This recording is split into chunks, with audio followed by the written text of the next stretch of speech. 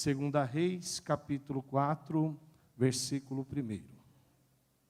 Nos diz assim: E uma mulher das mulheres dos filhos dos profetas clamou a Eliseu, dizendo: Meu marido, teu servo, morreu, e tu sabes que o teu servo temia o Senhor, e veio o credor a levar-me os meus 2 filhos para serem servos. Eliseu lhe disse: Que te hei eu de fazer? Declara-me que tens em casa. E ela disse: Tua serva não tem nada em casa, senão uma botija de azeite. Então disse ele: Vai, pede para ti vasos emprestados a todos os teus vizinhos, vasos vazios, não poucos. Então entra e fecha a porta sobre ti e sobre os teus filhos, e deita o azeite em todos aqueles vasos, e põe à parte o que tiver cheio. Partiu, pois, dele e fechou a porta sobre si e sobre os seus filhos. Ele traziam os vasos e ela os enchia. E sucedeu que, cheio que foram os vasos, disse a seu filho: Traze-me ainda um vaso. Porém ele lhe disse: Não há mais vaso nenhum. Então o azeite parou. Então veio ela e o fez saber ao homem de Deus. E disse ele: Vai, vende o azeite e paga a tua dívida, e tu e teus filhos vivei do resto. Amém? Meus irmãos, é uma palavra conhecida de todos nós e louvamos a Deus pelo fato de ser conhecida. Estamos diante de um testemunho de um milagre que aconteceu na casa desta viúva. Alguns pensadores, pesquisadores teológicos, que apontam esta viúva sendo ela viúva de um homem por nome de Obadias. Este Obadias não seria o profeta Obadias, mas este Obadias seria aquele Obadias que fora mordomo do rei Acabe. Sendo este homem mordomo do rei Acabe e apontado como possível esposo desta mulher, dá para entender o porquê que esta mulher está sofrendo, como ela sofrera juntamente com os seus filhos. Pois o profeta Elias, anos antes, havia profetizado que não viria chuva sobre aquela região. E pelo fato de não descer chuva sobre aquela região, sobreveio uma série de crises naquela região, de escassez, de necessidade. A crise foi tamanha tal que atingiu não somente a casa desta viúva, mas a Bíblia vai dizer que até a casa real, o palácio de Acabe, também foi atingido por essa crise. Tanto que Acabe, a Bíblia vai descrever que ele sai à procura de locais que possa ter água para alimentar os seus animais. Tanto que ele diz: não poderemos ficar aqui e ver os nossos animais perecer. Precisamos buscar água. E nisso que ele vai buscar água, ele já tinha dado uma ordem para que também procurasse o profeta Elias, e quem o encontrasse deveria matá-lo. E a Bíblia vai dizer que uma dessas jornadas, indo o rei para um lado e Obadias para o outro lado, Obadias encontra com o profeta Elias. E encontrando-se, o profeta diz: Olha, vai e diz a Acabe que você encontrou o profeta. Obadias diz ao profeta Elias que eu fiz com o Senhor para merecer tal punição. Porque o rei, na mentalidade de Obadias, iria pensar que Obadias sabia onde o profeta Elias estava, escondido, e não havia contado. Se agora ele se afastando do rei, aí ele vem com a notícia dizendo: encontrei o profeta, certamente iria morrer. Então Obadias, ele traz essa notícia. Então, a Bíblia vai dizer que mediante essa sentença de morte que Elias recebeu, outros profetas já haviam sido mortos por Jezabel. E outros profetas só não foram mortos porque esse Obadias, a Bíblia diz que ele escondeu alguns profetas em cavernas. E escondidos esses profetas, eles não conseguiam produzir para si alimento e, portanto, se alimentar. O que este homem fez? Ele alimentava, sustentava de 50 em 50 esses profetas. Então, duas explicações porque a crise atingiu a casa desta viúva. Primeiro, por consequência da profecia do profeta Elias, que atingiu não somente a casa da viúva, mas muitas outras casas. Segundo, pelo fato de Obadias ter sustentado os profetas do Senhor e ter acometido uma grande dívida para alimentar este povo. É por essa razão, eu acredito na segunda questão, é por essa razão que ela vai até o profeta, até o pastor dela, até o líder dela, Eliseu, e diz a Eliseu o seguinte: meu marido, teu servo, morreu, e tu sabes que o teu servo temia ao Senhor. Irmãos, eu acredito que ninguém que teme ao Senhor, ninguém que serve ao Senhor com sinceridade, fidelidade, amor ao próximo, ele tem frutos ruins na vida.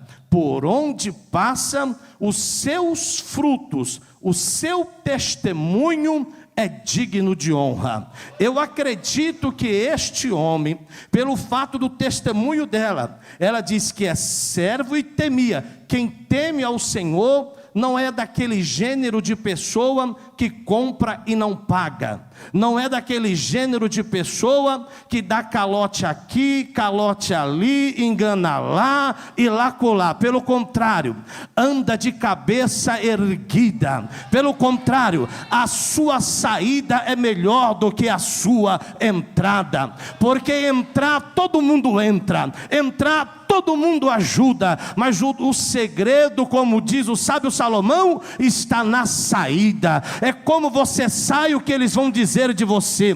É como você sai que vai gerar aquela expectativa. Volta logo, não precisa vir, fica por aí mesmo. Irmãos, tem gente que tem o Espírito Santo na vida, que quando ele sai, o ambiente fica vazio, que quando ele sai, falamos volta logo, venha, porque é importante tanto a passagem da entrada quanto da saída na vida de um homem, na vida de uma mulher de Deus. Eu acredito então nessa segunda questão, que este homem, ele teve essa dívida por abençoar o povo de Deus, e todos quantos fazem a obra do Senhor, diz o apóstolo Paulo, que Deus paga. E Deus não fica devendo favor a ninguém, sempre abundante e constante na obra do Senhor, sabendo que o seu trabalho de sustentar os profetas não será vão no Senhor. Não importa o que você faça, mas se você fizer com amor, se você fizer com liberalidade, há uma bênção de Deus sobre a sua casa, há uma bênção de Deus sobre a sua família, há uma bênção de Deus sobre o seu trabalho, há uma bênção de Deus sobre a sua empresa. Pode até ter crise, mas no meio dessa crise tem o socorro de Deus, oh glória, tem o refrigério de Deus, oh glória, aleluia, tem a bênção de Deus.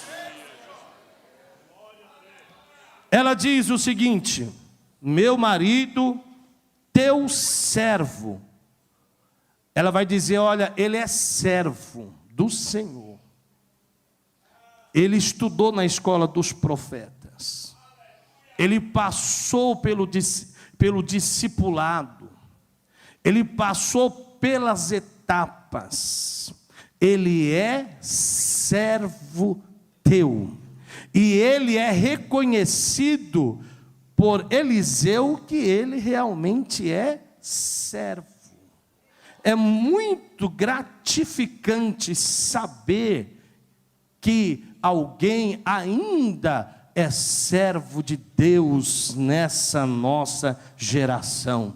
E eu prego a uma igreja pentecostal. Eu prego a uma igreja, essa igreja é uma igreja dinâmica, cheia do Espírito Santo, e que percebe, isso não é bajulando ninguém, mas percebe pela espiritualidade, tanto do nosso querido pastor quanto da igreja, que estamos diante de uma igreja de servos e de servas do Senhor. Aleluia, glória a Deus.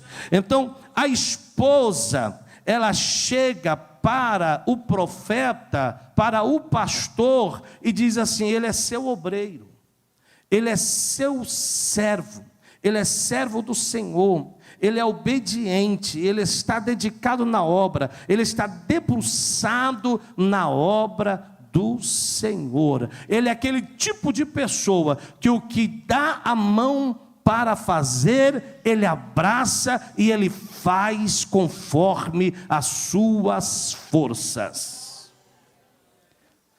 E eu entendo aqui quando ela diz que é servo do Senhor, e ela diz, e temia ao Senhor, ela está dando bom testemunho do seu esposo. Bom testemunho do seu esposo. Eu sou daquela época que o pastor ainda perguntava para a esposa se podia consagrar, separar para o cooperador, para líder de mocidade, para o presbitério. Às vezes mandava uma cartinha, aí a irmã ia lá e respondia na carta: como que ele é em casa? Como que ele é na casa dos familiares? Como que ele é lá no trabalho? Como que ele é lá na faculdade? Porque na igreja é fácil saber como que é. Porque na igreja é mil maravilha. Porque na igreja até tem um provérbio coloquial que o menino segura. Vamos morar na igreja, porque na igreja é glória a Deus e aleluia. Na igreja é varão para todo lado, é língua estranha para todo lado, mas o negócio é pós-culto. O negócio é depois daqui. O negócio é como você se relaciona lá. O negócio é como as pessoas lá te enxergam, te veem, o que falam de você de lá. Esse é o negócio. O negócio, irmãos, é como lá em quatro paredes, o que as pessoas estão dizendo de você. O negócio é quando a esposa está com a liberdade com a amiga dela, com alguém em que é confidente dela, diz: não, meu marido, é homem de Deus. Meu marido é servo de Deus. Oh glória! Irmãos, não há coisa melhor na vida do que gerar um bom testemunho. Ela diz, então ela dá um bom testemunho do esposo, mas ela também diz ao pastor dela, Eliseu: olha pastor, meu marido é servo, mas eu também sou serva. Meu marido é servo, mas eu também sei servir. Meu marido é servo, mas eu também estou com ele na batalha. Sabe o que ela está dizendo aqui? Olha, meu marido foi chamado para a obra. Eu não recebi a chamada diretamente, mas indiretamente eu fui chamada também. O meu marido, ele foi consagrado. Indiretamente eu recebo o peso da chamada sobre a minha vida. E sabe de uma coisa, pastor Eliseu? Eu não sou pedra de tropeço na chamada do meu marido. Eu sou bênção na chamada do meu marido. Pastor Moisés, a gente acaba indo em alguns cultos, conhecendo alguns amigos, e a gente acaba percebendo algumas coisas. Eu não sei se vocês conseguiram perceber em alguns lugares, mas eu já percebi que existem irmãos que são uma bênção. Riqueza de espiritualidade, de humildade, em contrapartida da esposa. A gente olha assim para o irmão, tem tudo para alavancar, mas tem uma pedra de tropeço segurando. A chamada é sua. Quem for chamado é você. Esse negócio de igreja todo dia é contigo, não é comigo não. Você casou comigo porque quis. E isso não é só o lado das irmãs, os homens também. Porque tem homem tão difícil de entender a chamada de uma serva de Deus como a mulher também. Então ela diz aqui, olha, eu sou serva, eu contribuo para o ministério dele. Se depender de mim, ele vai longe. Eu oro por ele, eu abençoo ele, eu jejuo por ele. Oh, glória a Deus. Se depender de mim, ele vai longe. Se depender de mim, ele vai fazer obras na presença de Deus de uma forma gloriosa. Aleluia. Uma outra lição que eu aprendo aqui com esta irmã é que ela, no momento difícil da vida dela, ela procurou o pastor dela, Eliseu. Ela não foi lá no Facebook dizer, olha, eu estou com um problema, ninguém me vê, ninguém me enxerga.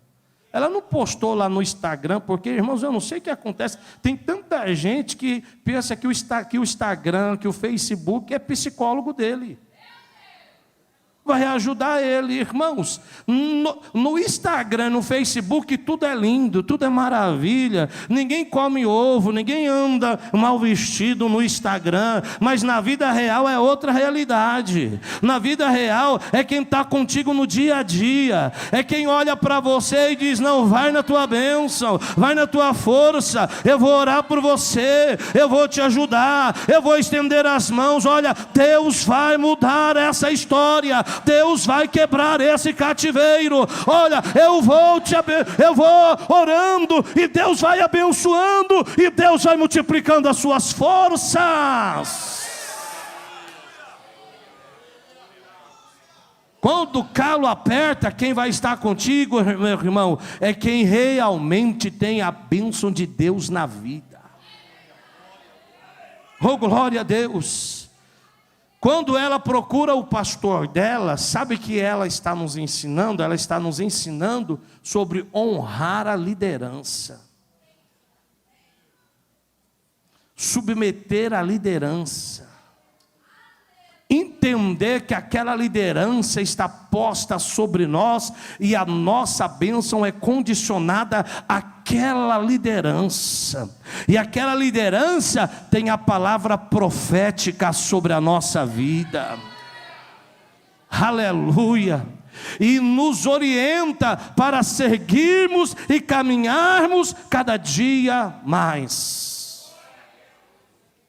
Então, essa é uma lição que essa irmã nos ensina, que devemos procurar os nossos pastores, falar com as nossas irmãs, que tem mais experiência do que nós, que já chorou o que você ainda vai chorar, que já passou o que você ainda nem sonha em passar. Então não acha que você é o único, exclusivo do universo que está passando essa luta. Tem gente que já sofreu muito mais do que você e está de pé. E continua lutando, e continua dizendo, só o Senhor é Deus. Eu só estou de pé por causa da graça dEle, da misericórdia dEle. Porque se não fora o Senhor, ora diga Israel. Oh, irmã, você só está aqui porque Jesus te ama, porque Jesus te abraça, porque Jesus com amor e com misericórdia, todo dia Ele olha para você e diz, vai lá anjo, livra na direita, livra na esquerda. Ele quebra um dardo ali, Ele quebra outro laço ali, Ele desfaz o laço do passarinheiro. Tem hora que Ele te cobre com as asas, aleluia, com as asas dEle, com a sombra dEle, Ele te protege. Tem hora que Ele vai na tua frente, cortando os laços, queimando os carros no fogo. E tem hora que Ele diz para você, se aquiete, verás que eu sou Deus.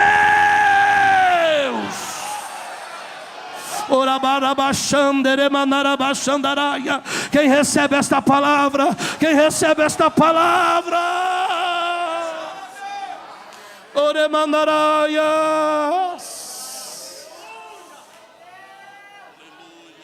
Eu vos disse no começo, não só foi essa irmã que passou por crise, muitas outras casas, como a casa de Acabe passou por crise. Eu acredito que muitas outras casas também passaram por crise. Mas o caso dela pode ser um caso muito diferente. Porque além de ser viúva, a Bíblia diz que o credor veio para levar os 2 filhos. Ela já tem um problema, e o problema aumentou. Mesmo sendo serva, mesmo estando na igreja, a luta vem, a dificuldade vem. Então possa ser que o negócio vai piorar aí, mas vai dando glória. Não saia da sua posição, não saia do seu lugar, porque os olhos do Senhor estão te vendo. O Senhor não vai te deixar sozinho, né, nesse vendaval aí. Aleluia. O credor veio para levar os 2 filhos. A cultura dizia, no caso dela sendo viúva, os filhos deveriam cuidar dela, porque a mulher não pode trabalhar nesse período. Então os filhos cuidam. O credor levando os filhos, o credor deveria cuidar dela. Isso é regra da cultura desses dias. Então o credor leva os filhos, tudo bem. Então vai ter que cuidar dela, porque ela não tem como se cuidar. Ela não tem sustento. Ela poderia muito bem deixar os filhos ir embora e o credor cuidar dela, mas o negócio aqui não é financeiro. O negócio aqui não é pelo dinheiro. Pode ser pelo dinheiro para o credor, mas para ela não. Os filhos dela não é um meio de ganho, um meio de sustento. Os filhos dela é fruto do amor dela, fruto do coração dela. Ela ama os filhos, é por isso que ela vai até o pastor dela, dizendo: olha, os meus filhos, eu não vejo os meus filhos simplesmente como um meio de sustento, eu vejo meus filhos como minha herança, como minha riqueza, como a coroa da minha cabeça. Eu vou liberar uma palavra profética sobre os filhos. Levante a sua mão para receber. A Bíblia diz que os seus filhos é flecha na mão do valente. Oh glória, você é o arco e os seus filhos são a flecha, e você lança a flecha e a flecha atinge alvos que nem você imagina. Oh glória, o seu filho vai além do que você imaginou. Ele vai realizar o que você não realizou. Ele vai aonde você ainda não foi. Ele será o que você ainda não foi. Ele vai fazer coisas grandiosas. Seus filhos são herança de Deus.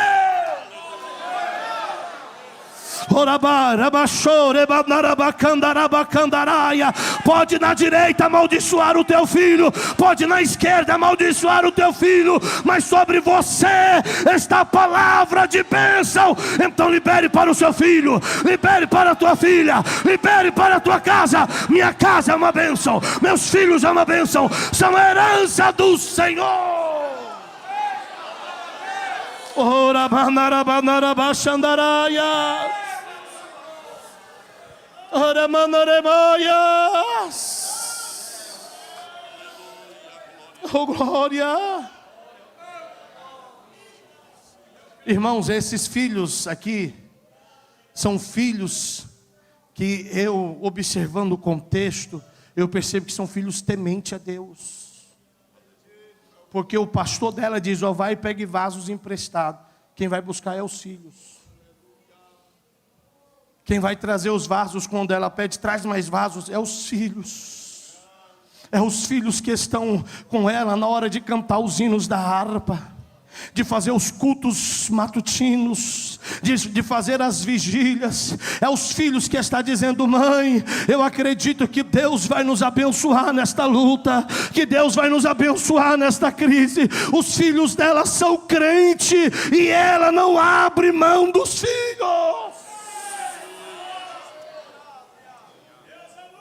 Oh glória.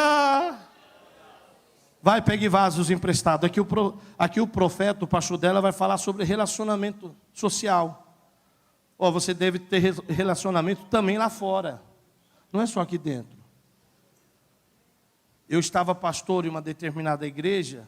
Aí meu irmão um dia contou um testemunho dizendo: glória a Deus, pastor, faz 7 anos que eu estou na fábrica e ninguém sabe que eu sou crente lá. Oh glória a Deus. Vai. Se a Bíblia diz que nós somos sal, e o sal é percebido, A Bíblia diz que nós somos luz e luz é para iluminar. O crente, onde ele chega, já tem que falar que é crente. Não precisa falar verbalmente, mas a sua vestimenta, o seu comportamento já diz: olha, eu sou crente. Quando tem aquela roda dos escarnecedores, o crente não está lá não, o crente está longe. Então, como que é a vida social? Aí o pastor dela vai falar: pegue vasos emprestados, porque o pastor dela pergunta: mas o que eu hei de fazer a ti? O que eu posso fazer por você? Me declara o que você tem em casa. Ela diz: olha, eu tenho só uma botija de azeite. Ela não tinha um pouquinho de azeite, porque tem gente que acha que ela tinha um pouquinho de azeite. A Bíblia não diz que é um pouquinho, a Bíblia diz que ela tinha um vaso de azeite. Quem tinha um pouquinho de azeite é a viúva de Serepta. Ela sentia um pouquinho. Era um pouquinho de azeite, um pouquinho de farinha lá na panela, não é isso? Mas essa aqui, ela tinha um vaso de azeite.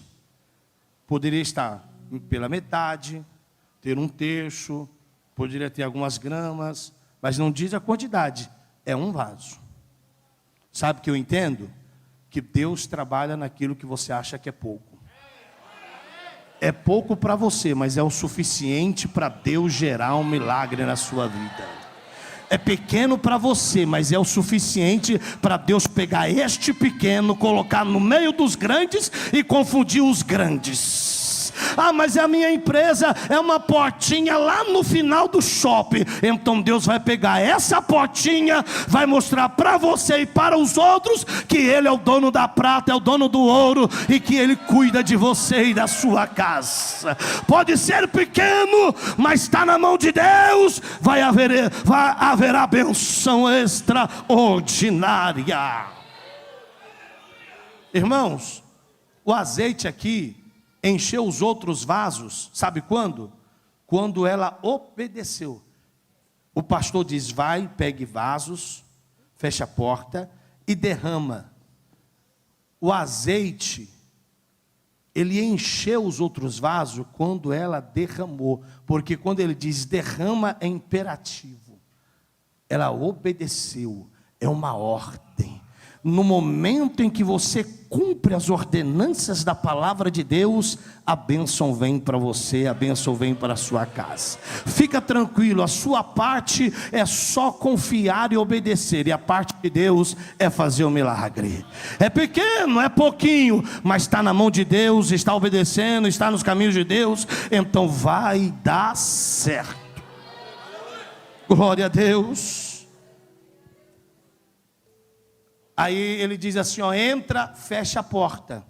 Porque nós gostamos muito de porta aberta, né? Gostamos muito de porta aberta. Alguém fala assim, de porta fechada já é um sinônimo de tristeza, né? Mas Deus também trabalha com portas fechadas. Portas fechadas aqui, há vários entendimentos. Um deles vai falar da intimidade. Ó, fecha a porta, porque agora vai ser só a sua casa e Deus. É só você e Deus. Irmãos, há situações que Deus permite você passar porque Ele está te chamando para uma intimidade. Você não ora mais, você não lê a Bíblia mais. Antigamente, para dormir, você dobrava o seu joelho, você orava. Agora não ora mais para dormir, não ora nem para comer. Já está com garfo na boca e está dizendo, Jesus abençoa, mas já desceu. Já foi. Então, às vezes, Jesus, ele permite que o parafuso dá uma apertada aí. Às vezes, ele mesmo usa até uma chave, até um alicate, dá uma apertadinha. Você diz, e Jesus está doendo. Ele diz, então dá glória que vai doer um pouco mais. Aí ele aperta um pouquinho mais. Aí o crente começa a vir para o culto com as irmãs, começa a vir para o círculo de oração, começa a vir para o culto de ensino. Até no ensaio não vinha, agora está vindo nos ensaios. Oh glória, oh glória. Tem crente que diz assim, eu não tenho tempo para orar, não tenho tempo para ir no ensaio. John Piper disse, ele disse, olha, o Instagram, o Facebook, as redes sociais vai mostrar para nós e para muitos que a falta de tempo não era desculpa para não orar. Porque você não tem tempo para orar, mas tem tempo para ficar lá. Não tem tempo para orar, mas tem tempo para mandar. Pera, deixa eu mandar aqui uma mensagenzinha. Irmãos, tem gente que não consegue no almoço dialogar, conversar. Ele almoça com o celular, a mesa é o celular. Deixa um pouco de lado, irmão, deixa um pouco de lado. Jesus quer que você volte à intimidade com Ele. Jesus quer que você volte a ter aquela comunhão com Ele. Eu sei que não estou falando nesse momento para todos, mas é para alguns. Mas esse alguns, ou apenas um, que Deus está falando porque Ele te ama. Deus está falando porque Ele tem saudade de você. Deus está falando porque a sua vida é importante para Deus. Deus está falando porque quando você está na presença dEle, olha, você é um gigante na presença do Senhor e com o Senhor. Aleluia. Em último lugar, e aqui eu encerro. Ela procurou o pastor quando estava tudo difícil, não procurou? Sim ou não? Ela procurou o pastor na luta, na prova, na dificuldade. Mas depois da bênção, ela também procurou o pastor. Porque tem crente que é uma mil maravilha, viu, irmãos? Ele está desempregado, você encontra ele em todos os cultos. Jesus abriu a porta, sumiu o irmão. Jesus abençoou a irmãzinha, sumiu a irmã. Mas essa irmã aqui não, ela estava na prova, ela foi até o pastor. Mas depois que ela estava na bênção, ela também foi até o pastor. Ela estava na prova, ela disse: pastor, estou na prova. Mas na bênção, ela disse: pastor, agora estou na bênção, o que eu faço?